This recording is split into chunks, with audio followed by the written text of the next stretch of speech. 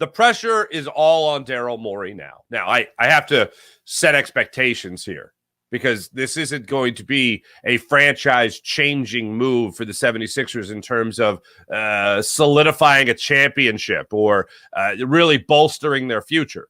If you want players, you want to win now. I mean, you look at the Heat, and you look at the Clippers. If you want picks for the future, then go ahead and look at the New York Knicks. Because the Knicks, the Clippers, and the Heat are the three teams that are supposed to be really in on the James Harden sweepstakes here. When it comes to picks, the New York Knicks have a bevy of picks. So that's the team we want to look at. Listening to Bobby Marks yesterday, former NBA GM, now a contributor to SportsCenter. He was trying to break it down with the Knicks, and it's like Evan Fournier and picks. Then you try to work out the money in some other way, unless you want to take Julius Randle or any other big contract player there for the New York Knicks. Probably not going to happen. Then you could be looking at the Clippers. Norman Powell is the guy that I want. And if you want to make a trade, Marcus Morris was a name that was mentioned there as well. Philly kid returns home, all that nice story, whatever. But if Marcus Morris is coming here, then that means PJ Tucker is going there.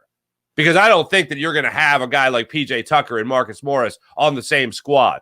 That would be they'd be tough. I'll tell you what, you won't be doubting anybody being a competitor. I'll tell you that much with those two on the squad.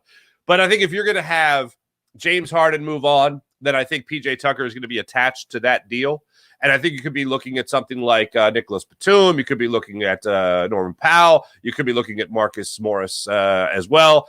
There's a lot of guys in there that could be dealt from the Clippers to the 76ers, and you could still potentially get a pick down the line.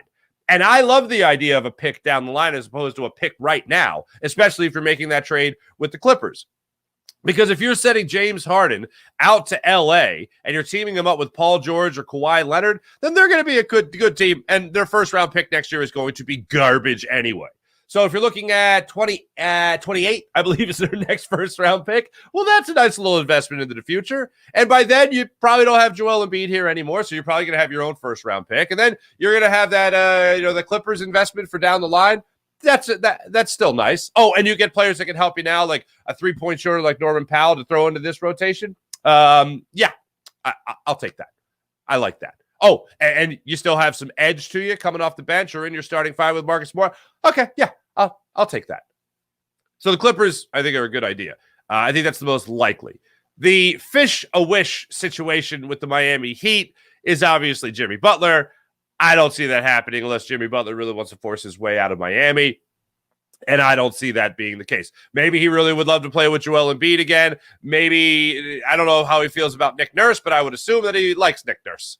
Yes, he got bounced out. Oh, the other thing about Norman Powell is that he's a Nick Nurse guy. Played with him in Toronto, won the championship with him there in Toronto. So there's familiarity in that regard as well. But the Heat situation and the Sixers, I want it to make sense. I'd love for it to make sense. I'd love for it to make sense with Jimmy Butler. I just don't see that happening.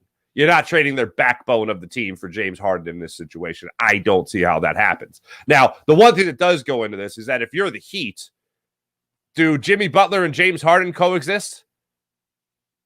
Picture that for a second. Can you see Jimmy Butler and James Harden on the same squad? Could you see those two personalities together? I can't.